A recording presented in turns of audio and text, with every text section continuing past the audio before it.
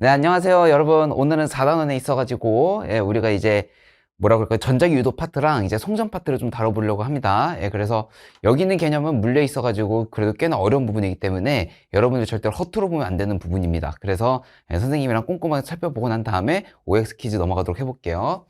자, 여기 한번 이제 보겠습니다. 자, 4단원 내용이죠? 자, 전기 에너지 생산과 수송 파트입니다. 환경과 에너지에서. 자, 보겠습니다. 자, 전기 에너지 생산이라고 나와 있습니다. 자, 자기장과 자기력선이라고 나와 있는데, 일단 자기장이라고 얘기해 주는 건 뭐냐면은요, 자기력이 이제 작용하는 공간이라고 나와 있습니다. 자, 그러면 여기서 말하고 있는 이제 자기력이라는 거는요, 우리가 중학교 때 이미 한번 배웠습니다. 자, 그러니까 자기장을 형성할 수 있는 물체들에 대한 어떤 상호작용 관계를 갖다가 우리가 자기력이라고 얘기를 해주는데, 이 자기력에는 이제 두 가지 종류가 있습니다. 인력과 척력 두 가지가 있는데, 보통 같은 극인 N극과 N극끼리 혹은 X극과 S극끼리 서로 척력, 밀어내는 힘을 만들어내고요. N극과 S극끼리는 서로 끌어당기는 힘인 인력을 형성한다고 보시면 되겠죠. 그래가지고 자기력이라는 건 그런 게 있다라고 보시면 되겠습니다. 자, 자기장에 대한 방향에 대해서 나와 있는데 굉장히 중요합니다. 나침반 자침의 N극이 가리키는 방향을 갖다가 우리가 자기장의 방향이라고 얘기를 하고요. 하나만 더 정리를 해볼게요. 두 가지가 있는데 한 가지는 뭐냐면은 N극에서 나와가지고 S극으로 들어가면은 우리 이거를 가지고도 자기장의 방향이라고 얘기할 수가 있습니다. 뭐 우스갯소리로 N극에서 나간다. 그래서 N극인 겁니다. N 나가 NHA 나가 여기서 나가가지고 S극으로 들어간다. 이거를 여러분 좀 체크해 주시면 되겠습니다. 그래서 우리 지구 자기장 같은 경우도 오른쪽에 봐보시면은요, 지구 내부에 있잖아요. 지구 내부에 그게 있는 거야. 그 외핵 쪽에 있잖아. 철과 니켈로 이루어져 있는데 얘네들에 대한 어떤 대류 현상으로 인해서 이제 여기서 이제 자기장에 대한 이제 형성이 돼요. 지구에서 우린 그걸 이제 전문 용어로 이제 벨 앨런대라고도 얘기를 해줍니다. 자, 벨 앨런대라 그래가지고 이제 우리 지구 자기 권역이 형성이 되는데 어쨌든 지구 자기장이 이렇게 형성이 된다라는 거죠. 그럼 우리가 보통 북극이라고 얘기해주게 되면 이거를 갖다가 노스라 그러고 합니다. 노스, 그쵸? 그 다음에 이제 이 남극 쪽을 갖다가 우리가 사우스라고 얘기를 해주는데 우리 지금 여기 나침반을 보면, 지구 나침반을 봐보면은 아래쪽에 N극으로 나와 있어요. 그런데 이 노스와 사우스에서 이 N극과 S극을 의미하는 거는요, 이 자석에서의 N극과 S극을 의미하는 게 아니라, 이제 나침반에서 가리키고 있는 게 위쪽이 N극이기 때문에 이 N을 따서 노스라고 지은 거고요. 이 아래쪽에서 이 S가 되기 때문에 우리가 사우스라고 우리가 얘기를 해준다고 보시면 되겠습니다. 자, 이렇게 됐고요. 자, 자기력선이라고 나와 있습니다. 자기력선. 자, 자기력선이라고 봤을 때 나침반을 여러 개 놓았을 때 나침반 자침의 N극이 가리키는 방향, N극이 가리키는 방향을 연결한 선을 갖다가 자기력선이라고 얘기를 해주게 됩니다. 그래서 뭐 이런 특징들이 있는데 이거는 물리2라는 과목에 대해서 한 번 더 언급이 될 겁니다. 일단 한번 좀 살펴보면은요. 자기장의 세기는 자기력선이 조밀할수록 세다. 오케이? 이렇게 나와 있고요. 그 다음에 자기력선은 도중에 끊어지거나 교차하지 않는다. 끊어지거나 중요하고요. 그 다음에 자, N극에서 나와서 S극 들어가는 모양이다 라고 나와 있는데 이건 선생님 아까 전에 언급해드렸던 자기장의 방향이랑 똑같죠. 자, 나오거나 들어가는 자기력선의 개수는 자석의 세기에 비례한다. 그래서 자기력선에 대한 개수는 자석의 세기에 서로 비례하는 관계를 가지기 때문에 뭐 예를 들어 자기력선이 3개가 나갔는데 또 하나는 6개가 나갔다 그러면은 자기장의 세기가 2배가 차이가 나는 거라고도 보시면 되겠습니다. 자, 그 다음에 자기력선의 한 점에서 그은 접선의 방향이 그 접선의 방향이라고 얘기해주게 되면 우리가 수학 시간에 많이 배웠죠? 접점의 기울기. 그게 바로 접선의 방향이라고 보시면 되겠습니다. 그래서 자기장의 방향이 된다라고 볼 수가 있습니다. 자, 여기에서 좀 더 볼 수가 있는 게 뭐냐면은요. 자, 조밀할수록 세다고 나와 있는데 우린 이거를 갖다가 자속 밀도라 그럽니다. 자기력 선속에 대한 밀도. 그래서 그 밀도에 따라서 우리가 자기장의 세기를 갖다가 정의를 내려준다고 보시면 되겠습니다. 그래서 조밀할수록 세다. 이렇게 보시면 되겠고요. 그 다음에 자, 보겠습니다. 자, 전류가 흐르는 코일 주변의 자기장이라고 나와 있는데, 자, 전류가 흐르는 코일 주변의 자기장, 막대 자석에 의한 자기장과 같은 모양으로 나와 있습니다. 자, 그래서 오른손 네 손가락을 코일에 흐르는 전류의 방향으로 감아줄 때 엄지손가락이 가리키는 방향을 갖다가 우리가 자기장의 방향으로 얘기해주게 되는 건데, 여기에 보시면 이게 이제 N극이 된다라는 거죠. 맞죠? 그리고 이게 감아지는 방향이 이제 전류가 되는 건데, 그러니까 우리 이거를 갖다가 이제 전문적으로 얘기하자면은 오른나사 법칙이라고 얘기를 해주게 되는 겁니다. 앙페르 오른나사 법칙. 앙페르라는 과학자가 만들어낸 건데, 이 오른손을 드셔가지고요. 오른손을 드시면은 여기에서 이 엄지손가락 가리키는 방향이 자기장의 방향, 그리고 감아지는 방향이 전뢰 방향이 되는 건데, 뭐 상황에 따라서는요, 요게 자기장의 방향이 될 수가 있고, 이게 전뢰 방향이 될 수도 있는 겁니다. 이건 이제 원형 도선에서 이제 많이 쓴다고 보시면 되겠어요. 자, 어쨌든 간에 뭐 이렇게 해서 이제 앙페르 오른나사 법칙으로 우리가 이제 뭘 알 수가 있냐면, 자기장의 방향과 전뢰 방향 갖다가, 판단할 수가 있다라고 볼 수가 있습니다. 근데 애들이 이런 걸 이제 우리가 전문 용어로 이제 솔레노이드라고 얘기를 해주거든요. 솔레노이드에서 애들이 자기장의 방향을 갖다가 찾아주는 거는 상당히 헷갈려 합니다. 어려워하는 게 아니라 되게 헷갈려 하는데, 뭐 이렇게 생각하면 돼요. 지금 보면은 전류가 이렇게 올라가고 있잖아. 이런 거를 우리가 이제 앞으로 들어간다고 얘기를 해줄 수가 있어요. 앞으로 들어간다. 이런 거는 이제 우리가 뒤로 들어간다라고 얘기할 수가 있어요. 이거는 이제 앞에 들어가고 있는 거고, 이거는 이제 뒤로 들어간다라고 얘기할 수가 있는 거거든.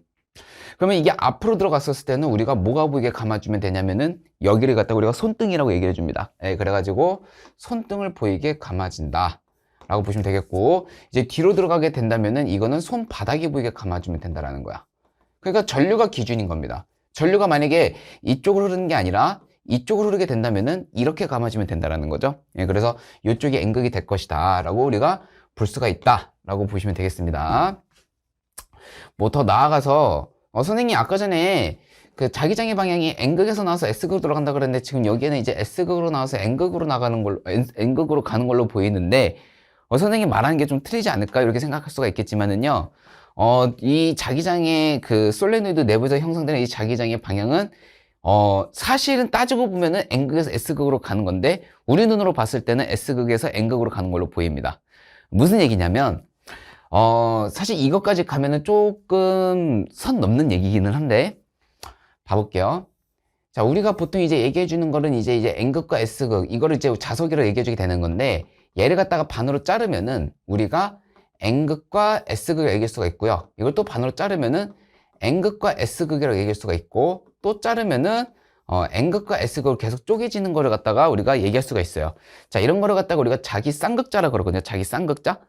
자기 쌍극자라고 얘기해 주게 되는 건데, 이게 계속 쪼개다 보면은 뭐에 도달하게 되냐면은 이제 원자, 더 이상 쪼개지지 않는 입자의 원자에 도달하게 될 겁니다. 원자에 도달하게 되면서 이제 원자가 자석이다라는 말이 나올 수가 있는 거겠죠. 예, 자성은 이제 물리원에서 이제 자성의 성질에 대해서 우리가 배우게 되면은 배우게 될 텐데, 그러니까 원자가 곧 자석이 된다는 얘기가 되는 거야. 우리 눈에 보이는 여기가 S극이겠지만 여기가 꼭 N극이라는 게 아니죠. 여기가 S극이 돼버리면은 여기가 이제 뭐가 되는 거냐면은 N극, 그리고 S극, N극, S극, N극, S극, N극, S극, N극, S극, N극. 이게 연속적으로 쫙 있다라는 걸 우리가 볼 수가 있다라는 거죠. 그죠? 이게 좀 뭐 이상하게 써졌네. 그렇기 때문에 우리 눈에 보이기에는 이게 S극에서 N극으로 가는 걸로 보이겠지만, 실제로는 N극에서 S극, N극에서 S극, N극에서 S극, N극에서 S극, N극에서 S극, N극에서 S극으로 들어가는 걸로 볼 수 있다 이 얘기입니다. 알겠죠? 그래서 내부에서는 이제 S극에서 N극으로 가는 게 아니라 실제로 따지고 보면은 N극에서 S극으로 가는 걸로 보이겠지만은 실질적으로 따지다 보면은 이게 N극에서 S극으로 가는 거는 변함이 없다. 여러분들 이 부분은 꼭 체크해 주시면 되겠습니다. 알겠죠? 자, 그 다음에 이제 자기장의 색에 대해서 나와 있습니다. 자, 자기장의 색인데 전류의 세기가 셀수록 코일의 가문수가 커질수록, 간격이 촘촘할수록 자기장의 세기가 커진다고 나와 있습니다. 이게 물리원에서 이제 공식으로 정확히 어떻게 나왔냐면요, 보통 이제 자기장의 세기를 여기다가 B라고 얘기를 해줘요. B라고 이제 자기장의 세기를 얘기해주고, 상수값이 존재하고 있는데, 상수는 선생님이 파란색으로 써드릴게요. 자, EK파이라는 상수가 들어가게 됩니다. EK파이. 자, EK파이라는 상수가 들어가게 되고, 여기에서 이제 NI라고 이제 우리가 자기장의 세기, 솔레노이드에서의 자기장의 세기를 갖다가 정의를 내릴 수가 있어요. 자, 여기서 말하는 이 N이 뭐냐면은요, 도선 밀도입니다. 도선 밀도. 도선 밀도가 되는 거기 때문에, 예를 들어 이제 여기서부터 여기까지 길이를 갖다 우리가 L이라고 지정을 하고, 가문수를 갖다 우리가 N이라고 얘기해주게 되면은요, 도선 밀도 같은 경우는 L분의 N이라는 걸로 우리가 정의를 내릴 수가 있다라는 거죠. 예, 그래서 이 L분의 N이 나오게 됨으로써 우리가 여기다 넣어주게 되면은, 어떻게 되는 겁니까? 얘를 그냥 K땡땡으로 얘기해 볼게요. K땡땡. 상수로 이제 묶어버린 거죠. 예, 그 다음에 이제 L분의 NI라는 이제 자기장의 세기의 정의가 나왔다 이 얘기가 되는 거겠죠. 자, 그래서 여기서도 보면은요, 전류의 세기가 셀수록이라고 나와 있으니까 전류를 갖다가 우리가 보통 얘기해 주기를 이제 I라고 써주죠. I. 그래서 전류의 세기가 셀수록, 그죠? 코일의 가문수가 커질수록, 그죠? 코일의 가문수가 커질수록 촘촘할수록 그럼 밀집도가 어떻게 됐다라는 거야? 커졌다는 얘기가 되는 거겠죠? 자기장의 세기가 커진다라는 거를 우리가 양적 정의를 내릴 수가 있다라고 보시면 되겠습니다. 알겠죠? 자, 이렇게 돼가지고 이제 자기장의 세기가 커진다고 볼 수가 있습니다. 자, 넘어가 보도록 해볼게요. 자, 전자기 유도에 대해서 나와 있습니다. 자, 전자기 유도. 자, 코일과 자석의 상대적인 운동에 의해 전류가 유도되는 형상인데, 자, 상대적인 운동이라고 말하면은요, 관측자 입장에서 상대 측에 바라봤었을 때 발생되는 이제 속도를 갖다가 우리가 상대 속도라고 얘기해주게 되는 거예요.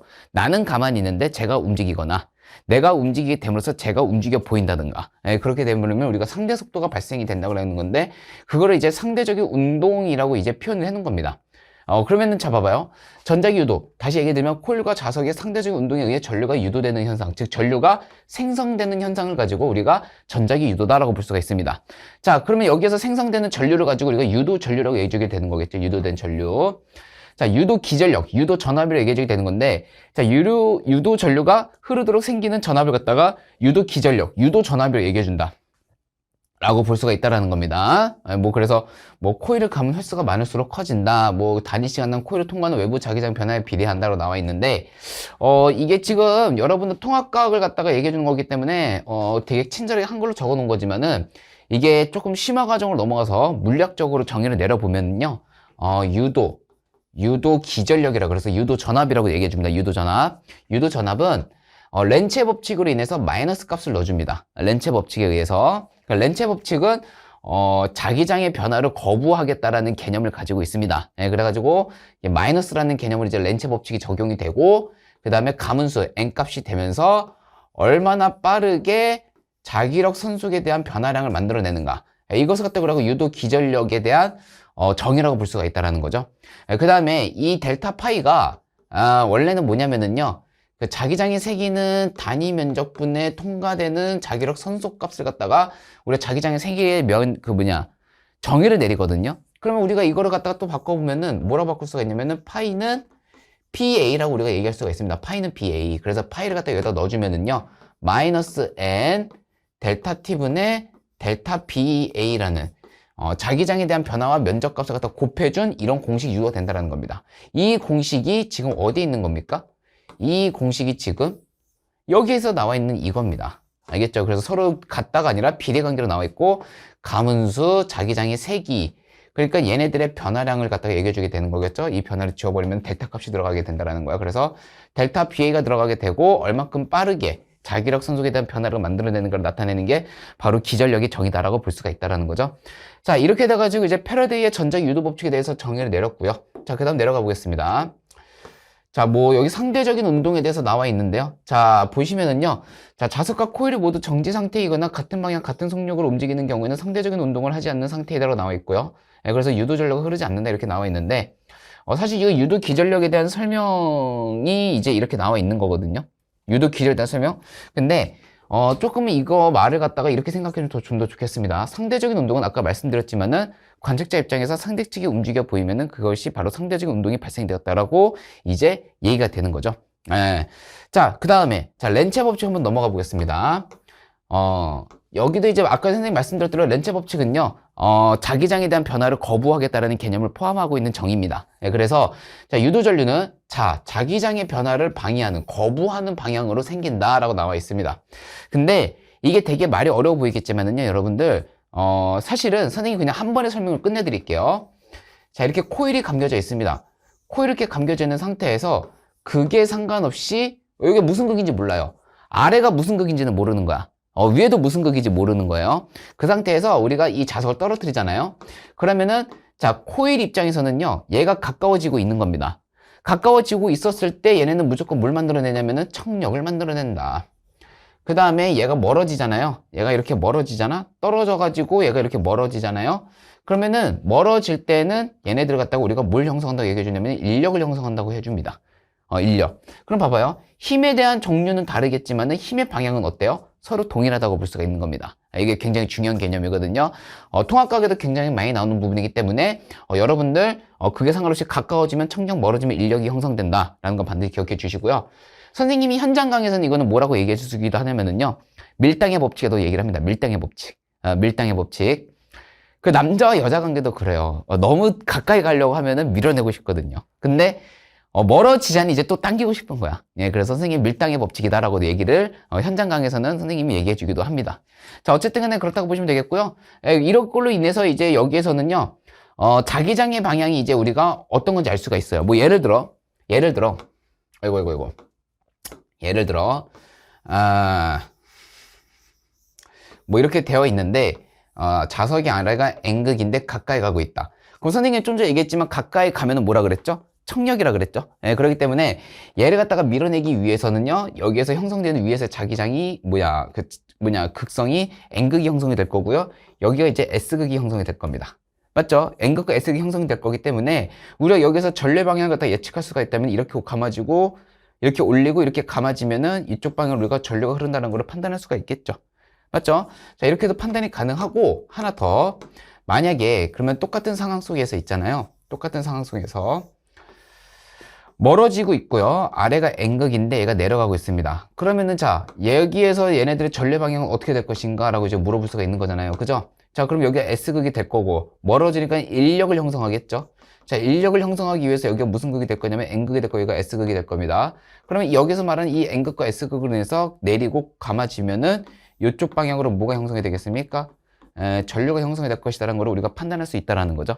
자, 그래서 다시 한번 강조하지만 가까워지면 인력이고 멀어지면 청력이 형성됩니다. 설령 자석이 이렇게 가만히 있다 그래가지고 자석이 이렇게 가만히 있는데 코일이 움직여도 그 상황은 똑같아요. 왜냐면 자석이 이렇게 있고 코일이 이렇게 위로 올리게 되면 어쨌든 얘네 둘 관계는 서로 가까워지고 있는 거거든요. 그래서 코일 내부에서는 마찬가지로 똑같이 청력을 형성하고 있다고 우리가 볼 수가 있다는 겁니다. 그래서 여러분이 그 부분만 좀 판단해 주면 되겠습니다. 자, 이렇게 돼가지고 어느 정도는 이제 우리가 된 거예요. 지금 여기도 보시다시피 가까이 가고 있으니까 청력을 형성하기 위해서 N극이 형성이 됐어요. 그 다음에 얘는 멀어지고 있는데 인력을 형성하기 위해서 얘는 S극이 형성이 되었고요. 자, 그 다음에 여기도 가보시면은요, 가까이 가면은 청력을 형성하기 위해서 S극이 형성이 된 겁니다. 맞죠? 근데 여기서도 마찬가지로 올리니까 당기기 위해서 얘가 N극으로 변했다는 걸 우리가 알 수가 있다는 겁니다. 알겠죠? 다시 한번 강조하는 거지만 가까이 가면 청력, 멀어지면 인력이 된다라고 볼 수가 있다는 거죠. 자, 검유계를 이용한 전자기 유도 실험에 대해서 나와 있습니다. 자, 이거에 대해서 좀 살펴보자면은요. 자, 원형 코일과 검유계가 연결된 장치를 준비하고, 자, 그 다음에 막대 자석을 이용해 자기장 변화로 검유계 바늘의 이동을 확인한다고 나와 있는데, 검유계는요, 전류가 흐르는지 안 흐르는지에 대한 검사해주는 장치라고 보시면 되겠습니다. 그래서 검유계를 갖다가 이렇게 넣었다 뺐다 하는 건데, 자, 여기에서 검유계가 이렇게 있으면은요, 자, 여기 기점으로요, 방향을 갖다가, 얘기해 주기를, 여기 기점으로는 이제 서로 반대다라고 보시면 되겠어요. 여기 이렇게 눈금이 있다면은요, 방향이 서로 반대야. 만약에 전례 방향이 이쪽으로 흐르는 전류였어요. 그러니까 플러스 방향으로 흐르던 전류였다. 그러면은 뭐 왼쪽이든 오른쪽이든 어쨌든 우리가 만약에 왼쪽 방향으로 이 검유계 장치가 보였다고 칩시다. 알겠죠? 그래서 한 이 정도 갔다고 쳐요. 이 정도 갔다고. 알겠죠? 이 정도 검유계 장치가 갔어. 근데 갑자기 이 전류가 흐르는 방향이 플러스 방향이 된 게 아니라 플러스 X 방향이 된 게 아니라 마이너스 X 방향으로 된 거예요. 마이너스 X 방향으로. 마이너스 X 방향으로 되면은 우리가 아까 전에 기준을 잡아주기로 여기를 플러스 방향이라고 기준을 잡아줬잖아. 그지? 똑같은 상황 속에서는 얘가 이쪽으로는 이제 우리가 마이너스 방향 형성할 것이다.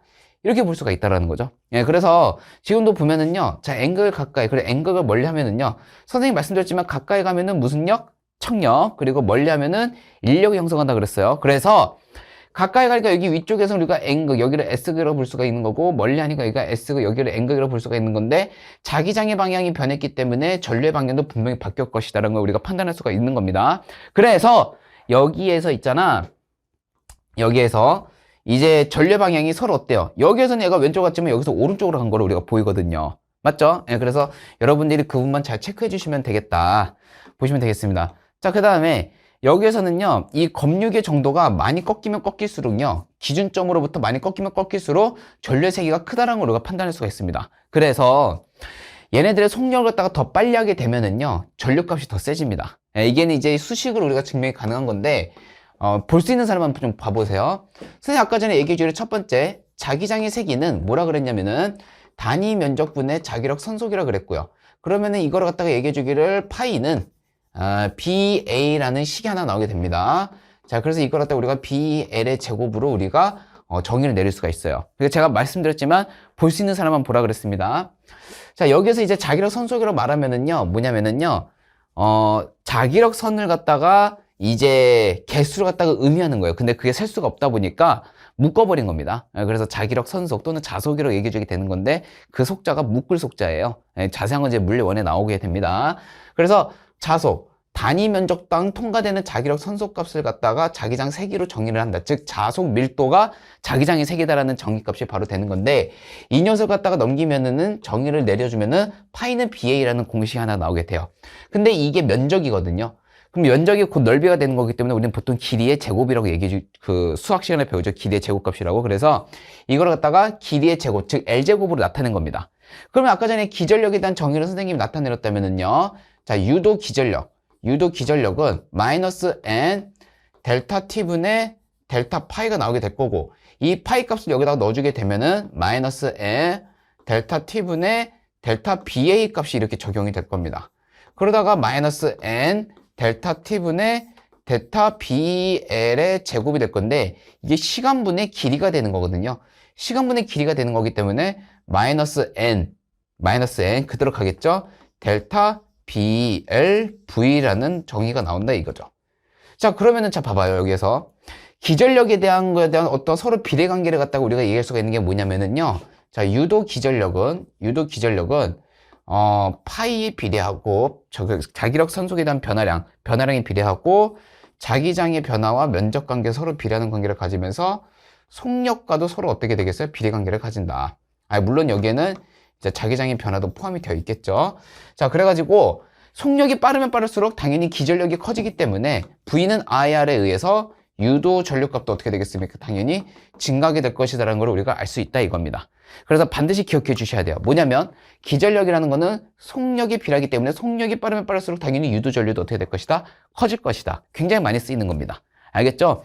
그래서 대표적으로 이제 발전기에서 저런 게 많이 쓰이게 될 텐데 대표적인 여러분들이 이제 볼 수 있는 발전기는 어디에 있냐면은 자전거에 있습니다. 그래서 자전거에 대한 페달을 갖다가 계속 밟아주다 보면은요, 앞에 나와 있는 그 발전기 전구 있잖아요. 전구의 불의 밝기 정도가 다를 겁니다.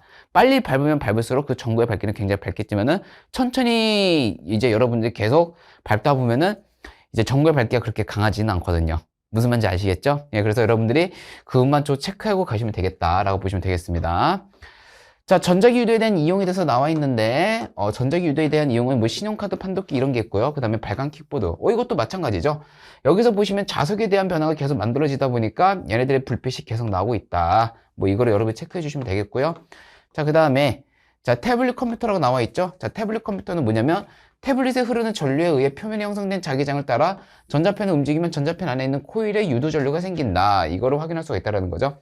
그래서 이 유도 전류에 의한 자기장이 태블릿의 전기 신호를 유도하면서 전자펜 움직임을 감지한다. 이거 뭐 태블릿이라고 말했지만 이건 무슨 태블릿인지 알겠죠? 삼성 태블릿입니다. 맞죠? 예, 그래서 태블릿이다. 볼 수가 있고요. 자, 그 다음에 발전기 한번 가보겠습니다. 자, 발전기는 뭐냐면은 자, 전자기 유도 현상을 갖다가 이용하여 전기를 생산하는 장치라고 보시면 되겠습니다. 그래서 뭐 발전 과정에 대해서는요, 자기장이 형성돼 자석 사이에 코일을 회전시키게 되는 거고, 자, 수직을 통과하는 자기력 순서가 지속적으로 변한다. 그리고 유도 전류가 흐른다고 나와 있는데, 이 발전기 같은 경우에는 개념 하나가 좀 안 들어가 있는 것 같은데요. 하나만 좀 적어주세요. 얘네들은 뭘 이용하는 거냐면은 역학 에너지를 이용을 해가지고 전기 에너지를 만들어주는 겁니다. 전기 에너지. 알겠죠? 역학 에너지에서 말해주게 되는 거는 운동 에너지가 되겠죠? 운동 에너지를 이용해서 우리가 전기 에너지를 만들어내주는 것이다 라고 볼 수가 있는 거고요. 하나 더 나아가지고요. 발전기에서 형성되는 그 전압 정도는요, 사인 함수 그래프에 의존이 됩니다. 실질적으로 이제 발전기에서 써주게 되는 공식이 하나가 있는데, V는 초기 전압 곱하기 사인 세타라는 이제 우리가 뭐라고 할까요? 그 발전기에 대한 전압을 갖다가 정의를 내릴 수가 있어요. 그래서 뭐 사인 그래프에 대해서 여러분들 본 적 있으신지는 모르겠는데 뭐 있겠죠. 그치? 여기를 세타라고 지정을 해버리고 뭐 여기를 갖다가 사인 함수 그래프를 그려버리면은 뭐 이런 식으로 그래프가 하나 나오겠죠. 그럼 보통 우리가 여기를 갖다가 얘기해 주기를 뭐라고 해주면 여기를 90도라고 얘기를 해주고 여기를 갖다가 180도 그 다음에 여기를 갖다가 270도 그리고 여기를 갖다가 360도 이렇게 얘기해 주게 됩니다. 맞죠? 그럼 여기에서 잘 받아 적으세요. 여기에서 있잖아. 여기 보이시는 요거 있죠. 요거 파란색 표시한 거. 이 크기 정도가 뭐가 되는 거냐면 통과되는 자기력 선속에 대한 개수 정도라고 보시면 되겠고요. 알겠죠? 기울기에서의 이 부호, 기울기에서의 부호가 즉 전류의 방향, 전압의 방향이 되는 겁니다. 알겠죠? 그 다음에 여기서 기울기 정도가 바로 전류의 세기가 될 겁니다. 그래서 보통 이제 90도 쪽에서 가보면은요, 세타 값이 90도가 되면은 보통 이제 이렇게 됐었을 때 우리가 90도가 됐다고 얘기해 줄 수가 있는 거거든요. 근데 통과되는 자기력 선속에 대한 개수는 되게 많아 보이겠지만은 실제로는 전류가 흐르지가 않아요. 왜? 자기장의 변화가 없거든요. 여러분들 이거를 이해하려고 하지 말고 그냥 있는 그대로 받아들이시면 됩니다. 나중에 여러분들이 이제 조금 이제 과학에 대한 깊이가 생기면은 다 이해할 수가 있겠는데, 정확히 말씀드리자면은 그 자기장에 대한 세기의 변화가 가장 큰 데가 어디냐면요, 여러분 180도 지점과 360도가 90도 지점이거든요. 근데 대체적으로 이때 봐보면 얘네들이 어떤 상태로 있냐면 이렇게 평행 상태로 되어 있어요. 이렇게 평행 상태 보이시죠? 자, 가까이 가볼게요. 자, 이렇게 평행 상태로 존재하거든요. 평행 상태. 이렇게 평행 상태로 존재하는데 이 상태에서 조금 이렇게 통과가 되면은요, 자기장이 이렇게 통과가 되잖아. 그러면은 요 면적에 모두 다 이제 들어가게 되는 거야. 갑자기 변화가 되는 거야. 그래서 이쪽으로 거부하는 자기장이 형성이 되는 거예요. 알겠죠? 그래서 이런 식으로 형성이 되는 거를 여러분이 좀 판단해 주셨으면 좋겠다라고 보시면 되겠습니다. 알겠죠? 자, 어쨌든 간에 자, 그렇게 되는 거니까 한번 보시면 되겠고, 자, 다음 가보도록 해보겠습니다. 여기 그대로 나와 있네요. 사인 함수에 의존한다. 여기 그대로 다 나와 있네요. 오, 다 나와 있습니다. 그죠? 예, 그래서 뭐 0도일 때, 90도일 때, 180도일 때, 뭐 210도, 360도일 때 얘네들 전 자기장에 대한 변화가 어떻게 일어나고 있는가. 그죠? 코일의 단면적이 또 어떻게 구성이 되어 있는가 자세하게 나와 있어요. 맞죠? 그래서 여러분들이 이거를 좀 보고 판단하시면 되겠다 보시면 되겠습니다. 자, 다음 여러 가지 발전 방식에 대해서 나와 있습니다. 자, 발전 방식에 대한 종류에 대해서 나와 있고요. 그 다음에 화력 발전 그리고 핵 발전에 대해서 나와 있는데요. 자, 화력 발전 같은 경우는 자, 석탄, 석유, 천연가스와 같은 화석 연료를 태울 때 발생하는 열 에너지로 고온 고압의 수증기를 얻고 이를 이용해 터빈을 돌려서 전기를 생산한다. 뭐 이렇게 볼 수가 있는 거고요. 자, 그 다음에 핵 발전에 대해서 나와 있죠. 자, 우라늄과 같은 핵연료가 핵분열을 할 때 발생하는 열 에너지로 물을 끓이고 이때 발생하는 고온 고압의 수증기로 터빈을 돌려서 전기를 생산한다. 여기서 터빈을 돌린다라는 거는요, 발전기를 쓴다라는 거죠. 그렇죠? 터빈을 돌린다, 발전기를 쓰인다. 그대로 나와 있어요. 여기도 발전기가 있고요.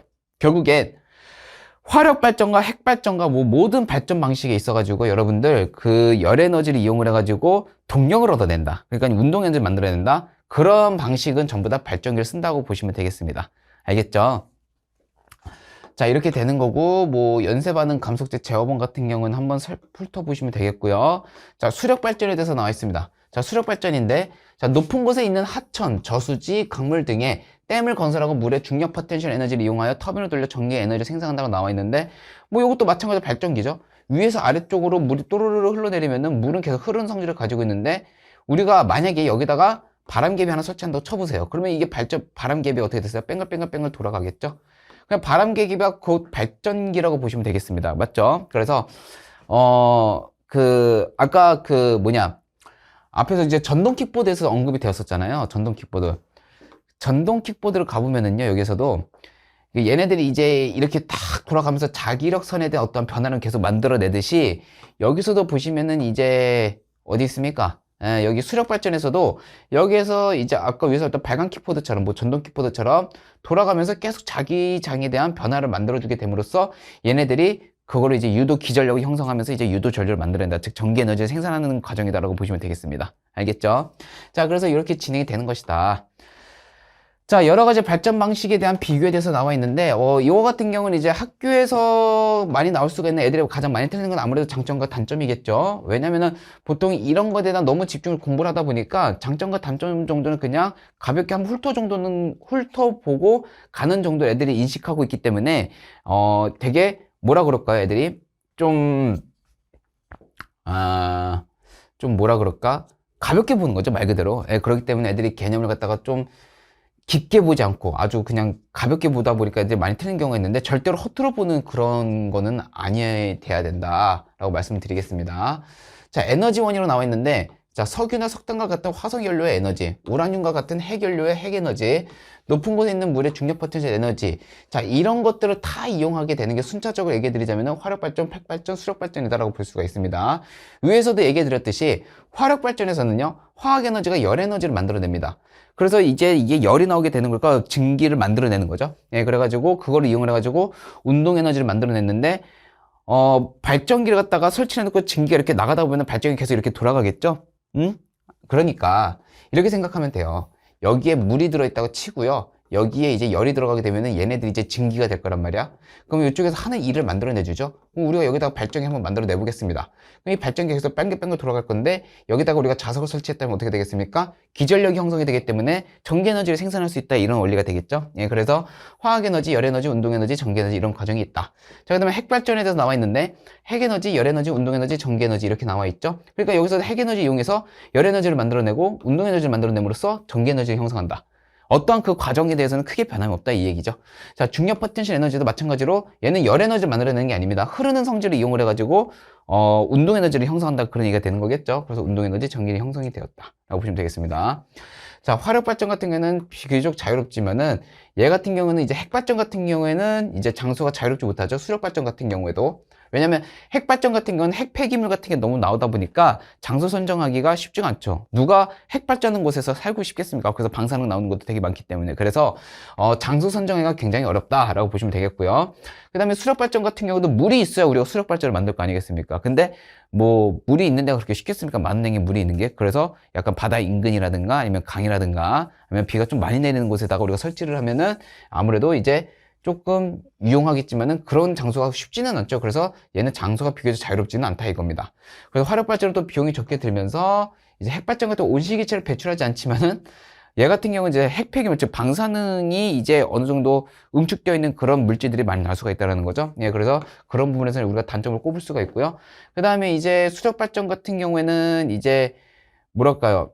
얘는 이제 수력을 말 그대로 이제 발전소를 세워야 되는 거잖아, 그지? 예, 물 근처에다, 물가 근처에다. 근데 물가 근처에도 아시다시피 생태계가 형성이 되어 있거든요. 예, 그래서 그런 곳을 갖다 개발하다 보면 아무래도 생태계가 파괴될 위험이 있다라는 걸 우리가 볼 수가 있는 거겠죠. 자, 그래서 단점에 대해서는 뭐 이런 것들이 있다, 이런 것들이 있다라고 우리가 한번 볼 수가 있다, 보시면 되겠습니다. 자, 그 다음에 자, 전력 수송 과정에서 나와 있는데요. 자, 전력 수송 한번 가보겠습니다. 전력 수송은 별거는 아니고요, 여러분들. 전력 수송은요, 전기가 하늘에서 갑자기 뚝딱 떨어진 게 아니거든요. 번개 말고요. 전기가 하늘에서 갑자기 뚝딱 이렇게 떨어진 게 아니고요. 전기를 생산해주는 공장이 따로 있습니다. 공장이. 그래서 그 공장에서 생성한 그 전기를 갖다가 이제 가정집에 공급을 해줘야 될 거 아니겠습니까? 그 가정집에 공급을 해주는 거를 우리가 송전이라고 얘기를 해요. 알겠죠? 예, 그래서 그 송전 과정에서 우리가 좀 살펴보게 될 텐데, 자, 전력 수송 과정에서 나와 있습니다. 자, 전력이라고 나와 있는데 1초 동안 생산하고 소비하는 전기 에너지의 양이라고 나와 있습니다. 즉 단위 시간당의 전기 에너지를 갖다가 우리가 전력이라고 얘기를 해줘요. 그래서 우리가 전기 에너지를 갖다가 얘기해 주기를 에너지는 전압 곱하기 전류 곱하기 시간이라고 얘기해 줍니다. 단위는 초가 되겠고요. 예, 근데 이 전기 에너지를 갖다가 우리가 잔위 시간으로 나눠 버리잖아요. 예, 그러면 우리는 갖다가 전압과 전류 관계를 나타낼 텐데 이거를 갖다가 우리가 전력이라고 얘기를 해줍니다. 알겠죠? 예, 그래서 전력은 전류 곱하기 전압을 갖다가 우리는 이제 전력이다라고 얘기를 해주게 되는 겁니다. 뭐 제 친구들, 제가 가르치고 있는 친구들 뭐 이렇게도 웃으면서 좀 외우더라고요. VIP 뭐 이렇게 외우기도 합니다. 근데 뭐 외우는 거는 되게 어렵지는 않죠. 예, 그래서 P는 VI 값 여러분 꼭 기억해 주시고요. 자, 송전 한번 봐보면요. 자, 아까 말씀드렸듯이 발전소에서 생산한 전력 가정이나 공장으로 보내는 과정을 갖다가 우리가 송전이라고 얘기를 한다, 볼 수가 있습니다. 그래서 변전이라고 나와 있는데요. 자, 전압을 높이거나 낮추는, 그래서 이걸 갖다가 우리가 변전소라고 얘기를 해주거든요. 예, 그래서 이제 전압을 바꿔주는 것다가 변전소라고 얘기해주고 배전이라고 얘기해주게 되는 거면은 가정이나 공장까지 전력을 분배하는 과정을 배전이라고 얘기해주게 됩니다. 자, 그래서 밑에 보시면 이제 송전 과정에 대해서 볼 수가 있는데 어느 정도 여러분의 과정에 대한 이해가 있어야지만 조금 아무래도 흐름을 갖다가 여러분들이 판단할 수가 있기 때문에 잘 봐보세요. 이거 절대로 이제 송전 과정에 대해서는 가볍게 볼 게 아닙니다.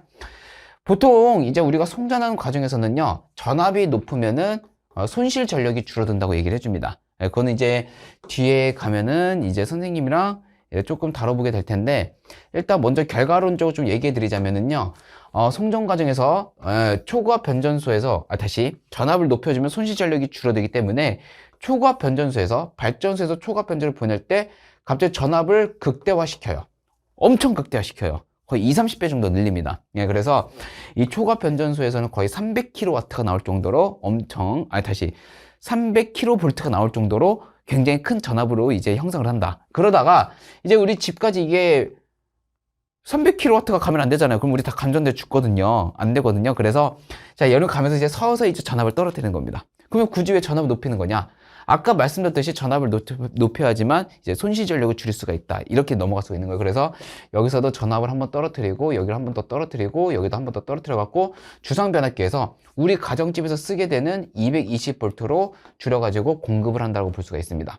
자, 그래서 자, 전력을 생산하여 초고압 변전소로 보냈는데 처음 생성된 전력의 전압은 10에서 20kV가 되는 건데 아까 말씀드렸죠. 초고압 변전소에서는요. 얘네들 갖다가 거의 20, 30배 늘려서 제가 보내준다고 얘기했습니다. 그래서 345kV, 765kV를 높인다고 얘기가 되어 있지만은 자, 혹시나 해서 하는 말인데 외우는 게 아닙니다. 숫자는 그냥 이런 과정이 있다라는 거를 여러분들이 인지하는 게 더 중요합니다. 알겠죠? 자, 그래서 이렇게 되는 것이다. 자, 그래서 1차 변전소, 2차 변전소, 3차 변전, 주상 변압기까지 가는데 여기서 이제 서서히 전압을 어떻게 하고 있냐면은 떨어뜨립니다. 네, 마찬가지 아까 말씀드렸듯이 전압을 계속 떨어뜨리고 있는 거고 최종적으로는 이제 집에 들어갈 때는 이제 전압을 220V로 맞춰줘가지고 주상 변압기에서 공급을 한다라고 보시면 되겠습니다. 자, 이렇게 되는 거고 전력에 대한 손실 과정에 대해서 나와 있는데 자, 손실 전력이 있어가지고요. 자, 저항이라고 나와 있는데 저항은요. 전류의 흐름을 방해하는 정도를 갖다가 우리가 저항이라고 얘기해줘야 되는 건데 전류의 흐름을 방해한다. 즉 전자의 흐름을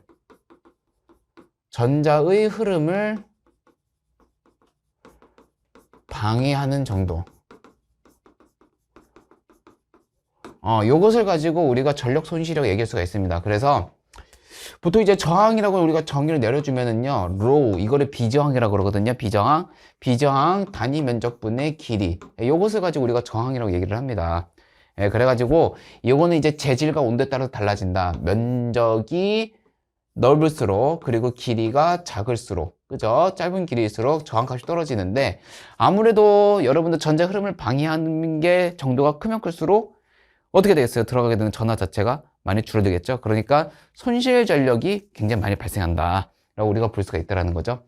자, 그래서 손실 전력, 소비지 근처에서 변전소까지 연결된 송전선의 길이가 매우 길고 많은 전력이 흐르기 때문에 열에너지 형태로 손실되는 전력이 존재한다. 그럼 여기서 발생하는 이 열에너지는 뭐냐면은요, 전자가 가다가 원자 결정과 꽝 하고 충돌했을 때 나오게 되는 그 열이 이제 우리가 충돌열이라고 얘기해 주게 되는 건데 그게 바로 열에너지 형태로 이제 나오게 된다. 즉 방해를 받는다 라고 볼 수가 있습니다. 그래서 저항이 크면 클수록 충돌이 그만큼 많이 일어나기 때문에 많이 뜨거워요. 우리가 이제 그거를 갖다가 사용하게 되는 게 이제 집에서 그런 걸 많이 쓰고 있죠. 전열기구 같은 거. 그런 거에서 이제 많이 쓰고 있다고 보시면 되겠습니다. 그래서 손실 전력에 대해서는 이제 P 손실은 I제곱 R이라고 나와 있는데 이게 어디서 유래가 된 거냐면요. 자, P는 VI라는 거 아까 전력에 대해서 배웠죠. 근데 여기다가 V는 IR. 요 녀석 한번 넣어보겠습니다. V는 IR에 대해서. 그러면 뭐가 나옵니까? I제곱 R이라는 게 나와요. I제곱 R. 맞죠? I제곱 R이 나오게 될 거야. 그래서 그것이 이제 손실 전력이라는 게 I제곱 R이 이렇게 나오게 되는 거고, 그 다음에 여러분 그 P는 VI인데 I는 V분의 P라는 게 나와 있죠. 그러면 이제 I는 V분의 P가 되는데 이게 여기로 들어가게 되면은 V분의 P 제곱 R이라는 게 있습니다. V분의 P 제곱 R. 요것을 가지고 우리가 얘기해 주는 게 이제 손실 전력이다. 그래서 여러분들 여기다 하나만 더 적어주세요. V분의 P제곱 R. 요것이 손실 전력이 되는 거예요. 그럼 잘 봐봐요. 자, 마찬가지로 아까 전에 선생님이 뭐라고 얘기해 줬냐면은요, 전압을 갖다가 올려주게 된다면은 손실 전력이 많이 줄어든다고 얘기해 줬습니다. 그래서 그 과정을 우리가 여기서도 판단할 수가 있죠. 손실 전력. V값이 올라가게 되면은 손실 전력은 줄어든다. 그러면 전압을 2배 올리게 되면은 손실 전력은 몇 배? 4분의 1배. 그지? 3배를 올려주면은 9분의 1배. 이런 식으로 적용이 된다는 겁니다. 알겠죠? 그래서 전압을 올리면 올려서 손실 전력이 줄어들기 때문에 초반에는 아무래도 이제 가정집과 전력을 갖다가 이제 보내주는 곳과는 거리가 꽤나 있잖아요. 그래서 초반에는 안전하게 보낼 필요가 없는 거. 어차피 멀리 있기 때문에. 그래가지고 초고압 변전소를 통해서 전압을 확 올려줘가지고 보다 손실 전력을 줄여주게 우리 가정집을 공급할 수 있게끔 그런 과정을 거친다. 그래서 가정집에 이제 이게 쭉 하고 가면은 조금 뭐랄까 한 번에 쭉 가기에는 조금 위험하죠. 예, 그렇기 때문에 서서히 줄여주는 거죠. 서서히 줄여줘가지고 최대한 안전하고 효율적으로 이제 전달해주는 방법을 채택하고 있다라고 볼 수가 있는 거겠죠. 자, 이렇게 됐고요. 자, 그 다음에 이제 손시전력 줄이는 방법에서는요, 저항을 줄이고 저항을 줄이고 전압을 올려서 송전해주면 되는 겁니다. 그럼 봐봐요. 여기에서 이 저항이라고 얘기해주게 되는 거니까 저항이 제로인 임계 온도 이하에서 저항이 0인 그걸 이제 우리가 신소재에서 한번 배웠었잖아. 임계온도 이하에서 저항이 0인 거. 초전도체를 이용을 해가지고 각 가정집에다가 우리가 전력 갖다가 공급해주는 방법이 하나가 있고요. 그 다음에 단위 면적을 갖다가 뭐 해주면 돼요? 늘려주면 되고 길이를 짧게 해주고, 그 다음에 이게 재질과 온도에 영향을 받으니까 재질을 갖다가 선정하는 게 굉장히 중요하겠죠. 금이냐 은이냐 동이냐 아니면은 뭐 다른 거를 쓰냐, 뭐 마그네슘이냐 칼륨을 쓰냐 뭐 이렇게 얘기할 수가 있겠지만, 사실 마그네슘과 칼륨 쓰는 건 말도 안 되고요. 금으로 쓰기에는 어떠냐면 이제 조금 비싸다 보니까 사실 금이 거의 저항이 최소가 되겠죠. 저항이 굉장히 좋은 금속이기도 하고. 근데 너무나 비쌉니다, 금이. 맞죠? 그거를 우리나라에 다 깐다고 생각을 해보세요. 어? 돈도 많이 들고, 사실 제일 걱정되는 건 그게 도난이 일어날 수가 있는 거겠죠. 예. 되게 재밌는 얘기를 하나 해드리자면은요, 여러분들 대전이었나요? 울산이었나요? 그 기억이 잘 안 나는데 그 맨홀 뚜껑 가져간 사람도 있습니다. 맨홀 뚜껑. 그래서 지금 네이버에 검색을 해보세요. 맨홀 뚜껑 도난 사건 치면은요, 2017년도쯤인가요? 그때 맨홀이 정말로 도난이 일어난 그런 사건이 한 번 있습니다. 그거 가져가서 뭐 하냐 싶겠지만은 그거 하나로 좀 팔아가지고 좀 뭐 하고 싶었나 봐요. 예, 그래서 그렇게도 있었고, 옛날 CCTV가 많이 발전되지 않았을 때는 이제 실제로 이제 전봇대에 보면 하나의 그 긴 선 있잖아요. 검은 선.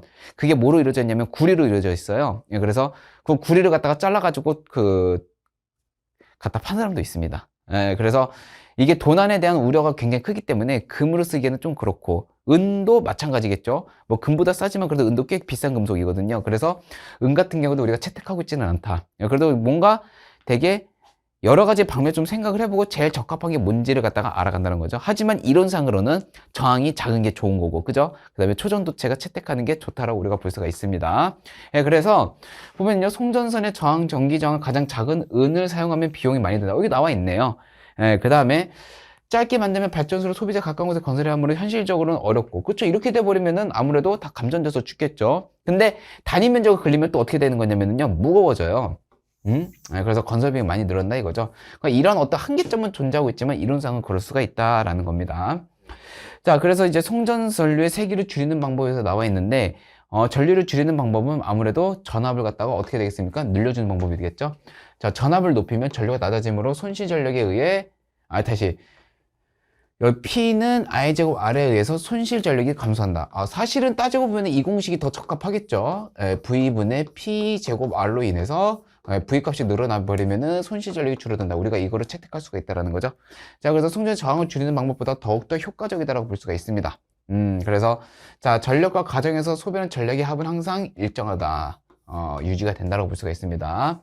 자, 발전소의 송전 전류는 송전선에 흐르는 전류와 같고, 손실 전력은 P는 I제곱 R이므로 송전 전류를 줄이면 손실 전력을 줄일 수가 있어 가정에서 소비할 수 있는 소비 전력을 증가시킬 수가 있다라고 볼 수가 있고요. 전압을 높이면 되고, 그 다음에 N배 높이면, 전압을 N배 높이면 N분의 1배가 되기 때문에 N제곱분의 1배가 된다. 이게 굉장히 중요한 거죠. 선생님 아까 전에 언급해드렸던 내용이라고 보시면 되겠습니다. 자, 그 다음에 이제 변압기에 대해서 나와 있습니다. 자, 변압기인데요. 자, 변압기는요, 말 그대로 전압을 갖다가 변화시켜주는 기계라고 보시면 되겠습니다. 자, 그래서 전압을 변화시키는 장치라고 보시면 되겠고, 코일 2개 감겨져 있는 구조가 되겠습니다. 철심은 이거 좀 적어놔주세요. 얘는 어디에 해당되는 거냐면 얘는 상자성체에 해당되는 애거든요. 그래서 반드시 이 전압장치가 무슨 전압장치입니까? 교류전압장치입니다. 교류전압장치 같은 경우는요, 전압을 갖다 계속 바꿔주기 때문에 전류의 방이 계속 바뀌거든요. 그래서 전류가 요로 갔다가 요로 갔다가 요로 갔다가 요로 갔다가 이게 계속 반복이 일어나다 보니까 요 내부에서 뭐가 일어나면은요, 자기장에 대한 변화가 발생이 됩니다. 자기장에 대한 변화가 발생되었고, 이 자기장에 대한 변화가 요로 전달이 된다라는 거죠. 철심을 타고 자기장에 대한 변화가 전달이 되는 거야. 그 시험 문제도 봤지만은 여기는 절대로 전자가 이동하는 게 아닙니다. 자기장에 대한 변화가 전달이 되는 거예요. 그래서 여기서 자기장에 대한 변화에 영향을 받아가지고 여기서 무슨 전류가 형성이 되는 거냐면은 유도 전류가 흐르게 될 것이다. 이게 바로 변압기에 대한 근본이 되겠죠. 근본. 자, 그래서 기본 원리는 자, 여기 보시면은요. 자, 1차 고리로는 교류 전류. 그냥 교류입니다. 직류가 아니라 반드시 교류해야 돼요. 교류가 나올 수 있는 경우는 없나요? 없어요. 무조건 교류입니다. 알겠죠? 그래서 교류 전류에 의해서 시간에 따라 세기와 방향이 변하는 자기장이 형성된다고 나와 있고요. 자, 그 다음에 1차 콜에 형성된 자기장이 2차 콜로 전달되면 2차 콜을 통과하는 자기장의 세기와 방향이 변한다. 좀 전에 말씀드렸던 내용이고요. 전자기 유도 현상이 일어나 2차 콜에 유도 전류가 흐른다고 나와 있습니다. 그래서 사실 공식은 이렇게 나와 있는데요.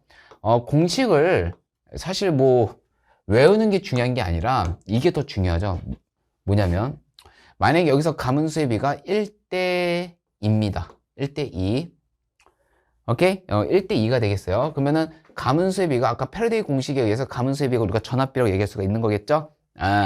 왜냐면 여기서 자기장 변화와 여기서 자기장 변화 서로 똑같으니까 단위 시간 동안에. 그래서 델타 t분의 델타 파이 값은 어차피 똑같기 때문에 가문수의 비가 전압비가 됩니다. 그래서 전압비가 가문수의 비가 1대2가 된다면 전압비도 1대2가 되는데 전류비가 2대1이 됩니다. 그래서 최종적으로 이게 중요한 거예요. 최종적으로 이쪽에서 생산한 전력과 이쪽에서 생산한 전력값이 서로 1대1 비율이 나와야 되는 겁니다. 이게 중요한 거예요. 1대1 비율이 나와야 되는 게 중요한 거예요. 1대1 비율이. 전력이. 알겠죠? 전력이 1대1 비율이 나오는 게 중요해요. 알겠죠? 예, 그래서 만약에 우리가 한번 대입을 해볼까요? 숫자를 넣는 게 되게 재밌는데 이게 1대1 비율인데 여기가 20V인데 여기가 만약에 이제 전력값이 몇이라고 할까요? 100이라고 할까요? 80이라고 하겠습니다. 80. 자, 80이라고 해볼게요. 80W로 쳐보겠습니다. 그럼 여기도 몇 W가 나와야 되냐면 여기도 80W가 나와야 됩니다. 맞죠? 1대1 비율이 나와야 되기 때문에. 그럼 여기가 20V가 되면 여기 몇 V가 되면 여기가 40V가 돼야 돼요. 그러면 80W가 나오기 위해서는 40V에다 몇 A를 곱해야 되는 겁니까? 2A를 곱해야 되는 거고 20V에서 80W가 나오기 위해서는 몇 A를 곱해야 되는 겁니까? 4A가 나와야 된다는 겁니다. 그럼 보시다시피 몇 대 몇 비율이 나와요? 2대1 비율이 그대로 나온다는 거죠. 그래서 최종적으로 중요한 거는 뭐냐면은 전력비가 1대1 비율이 나와야 된다. 그래서 뭐 공식도 한번 읽어보면 되게 좋겠지만은 이런 공식보다는 그래도 최종적으로 전력비가 1대1 비율이 나온다는 게 중요하다라고 보시면 되겠습니다. 자, 그 다음에 이제 효율적이고 안전한 전력 수송 방안이 되는 건데 여기서 이제 지중화라는 게 나옵니다. 요즘 지중화라는 문제가 굉장히 많이 나오고 있는데요. 예, 그거는 이제 지중화라는 건 이제 안전하게 청전해 주는 거죠. 하늘에다가 이제 도선을 까는 게 아니라 땅에다 깔으면은 이제 그게 더 좋고 도난으로부터도 이제 우리가 예방이 가능하다. 뭐 그렇게 판단이 된다는 겁니다. 그래서 송전 전압을 무한히 높이는 것의 한계라고 나와 있는데 방전이 일어나 불꽃이 튀어 화재 발생과 감전 사고의 위험이 높아진다. 아무래도 당연하겠죠. 그래서 이런 이유로 송전선의 높이가 높아져야 하는데 경제적으로 비용이 많이 들기 때문에 송전 전압을 계속 높이는 것은 불가능하다라고 나와 있습니다. 그래서 뭐 미래형 전력 수송에도 아닌데 아까 말씀드렸듯이 초전도 케이블에 대해서 언급이 나와 있죠. 그리고 전선에 대한 지중화, 지하로 매장하면서 도시경을 깨끗해지고 감전사고도 위험이 줄어들고 전자기파에 대한 피해도 줄어들고 무엇보다 이제 도난 사고에 대해서 예방이 가능하겠죠. 초고압 직류 송전에 대해서 나와 있는데 교류 방식으로 송전한다. 현재는 교류 방식 송전하겠지만은 직류로 송전할 경우에는 전자기파가 발생하지 않으므로 전자기파에 의한 피해와 손실을 줄일 수가 있다. 이제 전자기파란 말이 되게 어렵겠지만 이게 뭐냐면 이게 빛이고요. 이 전자기파로 인해서 어떤 게 이제 영향이 올 수가 있는 거냐면 전파로부터 이제 방해가 되는 거예요. 뭐 메시지 수신이라든가 뭐 아니면은 뭐 컴퓨터에서 있어가지고 뭐 통신 장비 이런 것들 있잖아요. 그죠? 예, 그런 것들 좀 방해가 받을 수가 있기 때문에 간섭으로 인해서 그런 피해로부터 우리가 방해를 보다 이제 해방할 수가 있다고 볼 수가 있는 거겠죠. 네, 다음은 이제 OX 퀴즈를 좀 시작하도록 하겠습니다. 자, OX 퀴즈인데요. 자, 1번부터 좀 가볼게요. 자, 땡땡은 자기력이 작용하는 공간이라고 되어 있는데 자기력이 작용하는 공간 이건 우리가 자기장이라고 볼 수가 있겠죠. 자기장은 자, 자석 주변이나 전류가 흐르는 도선 주변이 형성된다. 이때 이제 이것도 자기장이죠. 자기장의 방향은 나침반을 넣었을 때 자침의 N극이 가리키는 방향으로 갖다가 우리가 자기장의 방향이라고 얘기해 준다라고 아까 공부했었죠. 자, 그 다음에 2번 한번 가보겠습니다. 자, 전력 흐르는 코일 중에서 자기장의 방향은 왼손과 오른손인데 자, 오른손이라고 볼 수가 있겠죠. 오른손의 법칙이 되는 거니까 앙페르 오른나사 법칙. 그래서 내 손가락이 전력 흐르는 방향 코일을 감아쥐었을 때 엄지손가락의 방향이다. 이때 전류의 세기가 셀수록 자기장의 세기는 세진다라고 볼 수가 있습니다. 자, 그 다음에 3번. 자, 전자기 유도 현상은 코일 주변에서 자석이 움직일 때 일어나고 자석 주변에 코일이 움직일 때 일어나지 않는다고 나와 있는데 이거는 이제 모두 일어난다는 거죠. 왜냐면 상대적인 운동에 의해서 전류가 발생되는 걸 아까 말씀드렸기 때문에 이제 X라고 볼 수가 있습니다. 자, 4번에 전자기 유도 현상에 의해 코일에 흐르는 전류를 갖다가 우리가 뭐라고 해주면 유도 전류라고 얘기할 수가 있겠죠. 유도 전류라고 볼 수가 있는 거고, 자기장의 변화를 제가 뭐라 그랬죠? 거부하는 반응으로 간다 그랬죠? 그러니까 방해하는 방향으로 발생한다라고 얘기해 드렸습니다. 보면 되겠습니다. 자, 5번 가보도록 해보겠습니다. 자, 5번인데요. 자, 코일의 자석의 N극을 가까이 할 때, 움직일 때와 코일의 자석의 S극을 멀리 움직일 때 유도절 발령 서로 같다고 나와 있는데, 요거는 같죠? 자, 코일의 자석을 N극을 가까이 하면은, N극을 가까이 하면 청력 형성일 때 위쪽에 N극이 되는 건데, S극을 멀리 하면 인력을 형성해야 되기 때문에 여기에도 이제 N극이 형성된다고 볼 수가 있겠죠? 자기장 방향이 동일하기 때문에 유도전류의 방향도 서로 어때야 돼요? 동일해야 된다고 볼 수가 있습니다. 자, 발전기는 이제 전자기 유도 현상을 이용하여 전기 에너지를 얻는 장치다. 그쵸? 역학적 에너지 이용을 해가지고, 전기 에너지를 얻는 것을 갖다가 우리가 볼 수가 있다고 보시면 되겠죠? 자, 그 다음에 자, 7번 한번 가보겠습니다. 자, 7번인데, 여기 가보시면은요. 자, 자기장과 코일이 이루는 각도가 0도 또는 180도일 때 유도전류의 세기가 가장 세다라고 나와 있죠. 자, 여기 보시면은 0도 그리고 180도 이렇게 나와 있는데, 이게 0도와 180도일 때는요, 얘네들 자체가, 우리가 사인 함수 한번 그래프 그려보자. 그러니까 아까 그 세타 값의 이제 기준이 뭐가 되는 거냐면, 여기 기점으로, 여기가 세타거든요. 여기가 세타. 여기가 세타가 되는 거거든요. 사인 세타 값이 지금 몇입니까? 사인 세타 값이 90도가 되는 거거든. 사인 세타가 90도가 됩니다. 자, 사인 세타가 90도가 되는 거고, 180도가 되는 지점이 되기 때문에, 우리가 사인 세타 90도일 때는 뭐라고 하면 1이라고 얘기해 줄 수가 있는 거겠죠. 그래서 7번 같은 경우에는요, 가장 세다라고 얘기가 되어 있는데, 90도, 다시. 이거는 이제 우리가 그래프를 좀 그려봐야 되겠죠. 그래프를 한번 그려보도록 해봅시다. 그럼 기울기 값을 우리가 판단해 줘야 되기 때문에, 이렇게 되겠죠. 이렇게 됐었을 때 통과되는 자기장의 양이 많은 거지. 여기 우리가 90도였거든요. 여기가 180도였거든요.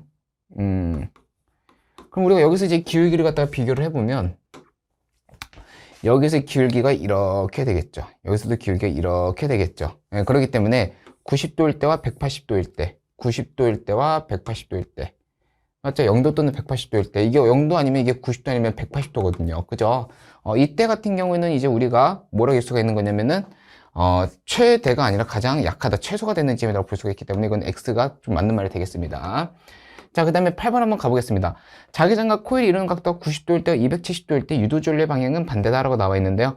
자, 90도와 270도일 때가 언제냐면 이때 90도와 270도인데 우리가 이 세타 값으로 환산을 해보면은 이때가 우리가 180도 또는 360도라고 볼 수가 있거든요. 맞죠? 네, 그러면은 자, 볼게요. 180도일 때와 360도. 180도면 여기에 주는데 180도일 때와 360도의 기울기가 서로 어때요? 반대가 되겠죠? 반대가 되기 때문에 전류 방향도 어떻게 되겠습니까? 반대가 된다고 볼 수가 있겠습니다. 자, 9번에 자기장과 코일이 이루는 각도가 45도일 때와 135도일 때 유도전류의 방향에 대해서 물어보고 있는데요. 자, 이렇게 가보시면은 자, 이렇게 나오게 되는데 45도가 한 이쯤 되겠죠? 그쵸? 그러니까 여기를 기점으로 우리가 45도 얘기해주면 여기가 45도 정도는 된다고 볼 수가 있는 거야. 그러니까 여기에서의 45도랑 제가 말하는 45도랑 조금 다른 개념이에요. 그러면 여기서 말하는 이제 135도라고 얘기해주면 한 이쯤이 135도라고 볼 수가 있는데 여기 기점을 내가 돌았다고 해보면은 적어도 180도, 270도 이상이 돼버립니다. 그죠? 270도 이상이 돼야 되기 때문에 이쪽에서의 기울기가 지금 플러스 값이 나오기 때문에 반대가 아니라 서로 같다라고 봐야 되겠습니다. 맞죠? 네, 그래서 이쪽 기울기와 이쪽 기울기를 우리가 판단할 수 있어야 된다. 그 다음에 10번 가보시면은요. 자, 자석을 세기가 더 큰 자석으로 바꾸면, 유도전류의 세기가 최대일 때 값은 더 커진다고 나와 있는데, 이거는 맞는 말이 되겠죠? 왜냐면은, 우리가 유도 기전력에 대한 거를 갖다가 정의를 내기를 뭐라고 해줬어요? 델타 BA라고 얘기를 해줬는데, 이게 커지면 커질수록 커진다고 볼 수가 있기 때문에 동그라미 된다. 그 다음에 11번 가볼게요. 코일을 반대 방향으로 같은 각도만큼 회전시켜도 유도전류의 세기가 최대일 때 값은 변하지 않는다고 나와 있는데 반대 방향으로 같은 각도만큼 회전시켜도 유도전류의 세기가 최대 값은 변하지가 않는다고 나와 있는데 이거는 맞는 말이 되겠죠? 왜냐면 단위 면적당 변하는 게 어차피 똑같기 때문에 그렇다고 볼 수가 있습니다. 그 다음에 자 12번부터 가볼게요. 자, 12번입니다. 자, 증기를 발생시키는데 쓰인 열 에너지가 터빈의 운동 에너지로 전환된다고 나와 있는데, 이거는 맞는 말이 되겠죠? 예, 발전기를 돌려줘야 되니까 운동 에너지 형성이 된다고 볼 수가 있습니다. 자, 그 다음에 13번 한번 가보시면은 터빈의 운동 에너지는 발전기에서 전기 에너지로 전환된다고 나와 있는데, 이것도 맞는 말이 되겠죠? 그치? 이건 발전기 기본 과정입니다. 자, 그 다음에, 자, 14번 한번 가보겠습니다.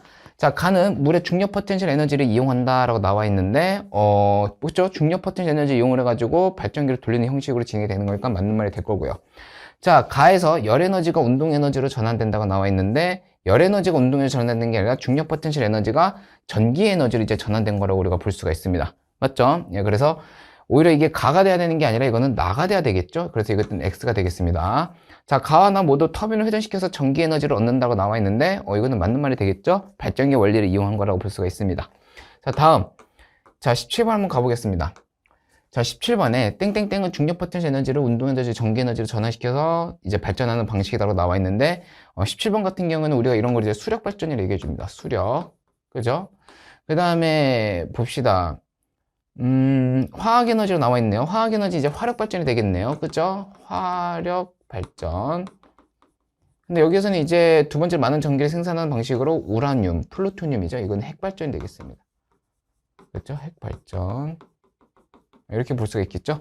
자, 그 다음에 이제 세 발전 방식 중에서 터빈을 돌리는 물질이 다른 하나는 뭐라고 얘기해 줘야 되냐면은 뭐라 나와 있냐면 여기는 이제 수력 발전이 되겠죠. 수력 발전. 왜냐면은요. 화력 발전과 핵 발전 같은 경우는 열 에너지를 이용해서 증기를 만들어내서 터빈을 돌리지만은 얘는 이제 중력 포텐셜 에너지를 이용해서 운동 에너지 만들어줘가지고 이제 발전기를 돌리는 방식으로 진행이 되기 때문에 다르다고 볼 수가 있습니다. 자, 그 다음에 자 21번인데요. 오메 법칙에서 전압은 오메 법칙 얘기 좀 우리가 V는 IR라고 볼 수가 있겠죠. 그렇죠? V는 IR로 볼 수가 있는 거고 그러면 이거는 전압은 땡땡땡을 곱하여 그렇죠? 전류랑 저항이겠네요. 그렇죠? 전류랑 저항을 곱하여서 구한다고 나올 수가 있고요. 자, 단위 시간 동안 생산하거나 소비하는 전기 에너지를 우리가 이거를 뭐라 그랬죠? 아까 전에 전력이라고 얘기해 줬었습니다. 전력. 그래서 이거 뭐냐? 전기 에너지가 애초에 공식 뭐라 그랬어요? VIT. 이걸 갖다가 이제 우리가 초 단위로 정의를 내려줍니다. 그거를 전기 에너지라고 해주고, 그다음에 전력량을 갖다가 해주게 되는 거는 우리가 와트시라는 걸 써주게 되는 건데 그때 시간값을 곱해줘야 돼요. 예, 그런 차이가 조금 있다고 보시면 되겠습니다. 뭐 어쨌든 전력이라고 하며 땡땡땡을 곱하여 구한다라고 하는데 전압과 전류가 되겠죠. 예. 전압과 전류를 곱한다. 22번에 자 이렇게 보시면 되겠다. 그 다음에 23번 한번 가보시겠습니다. 자, 발전소에서 생산한 전력을 수송하는 과정을 갖다가 우리가 송전이라고 얘기를 하고, 자, 전력의 전압을 높이거나 낮추는 것을 갖다가 우리가 이런 거를 갖다가 이제 뭐라고 하냐면 이제 변전이라고 얘기를 해줍니다. 변전. 전압을 갖다가 변화시킨다. 그래서 변전소다라고 얘기해 줬었죠. 자, 발전소 과정에 대해서 나와 있습니다. 한번 살펴보겠습니다. 자, 먼저 얘네들이 이제 발전소를 보내주면 제가 전압을 높여줘야 된다 그랬어요. 그래서 초고압. 그러니까 뭐 다시 이걸 갖다가 이제 1, 2, 3, 4번을 해주면은요, 여기 4번에 먼저 가야 되고요. 그 다음에 1차 변전소가 가고, 그 다음에 2차 변전소가 가고, 나머지 이제 주상변압기 이렇게 가야 된다고 보시면 되겠죠. 자, 초고압 변전소에 초고압으로 공급받은 전력의 전압을 갖다가 어떻게 되는 겁니까? 얘네들을 갖다가 낮춰주는 게 아니라 초고압 변전소는 전압을 오히려 높여줘야 되는 거겠죠? 그래서 X가 되겠다라고 보시면 되겠습니다. 자, 26번에 가보시면은요, 자, 1차 변전소에서 공급되는 전압은 2차 변전소에 공급되는 전압보다 높다라고 나와 있는데, 이거는 맞는 말이 되겠죠.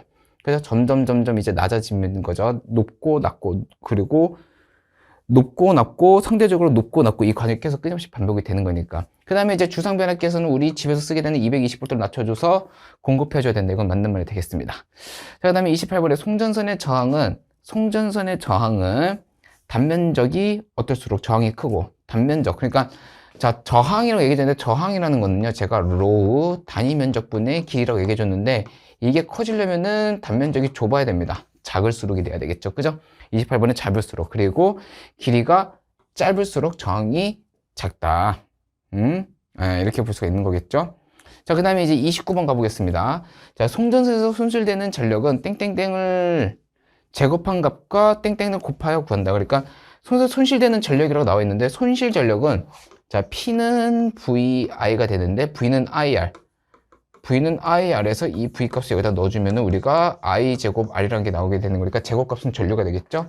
그래서 전류를 제곱하고 그 다음에 뭘 곱합니까? 저항을 곱하여 구한다 라고 볼 수가 있겠습니다. 자, 그 다음에 이제 30번 한번 가보겠습니다.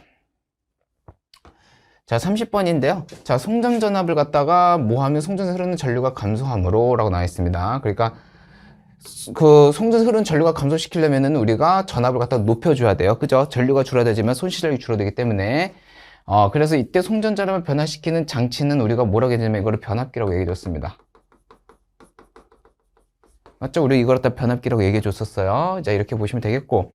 자, 31번부터 33번까지 좀 가보겠습니다. 자, 다음 페이지로 넘어가는, 다음 칸을 넘어가는 거기 때문에, 선생님이 이걸 갖다가 한번 읽어드리고 위에서 한 번 더 상황을 그리고 난 다음에 좀 한번 진행을 좀 해보도록 해보겠습니다.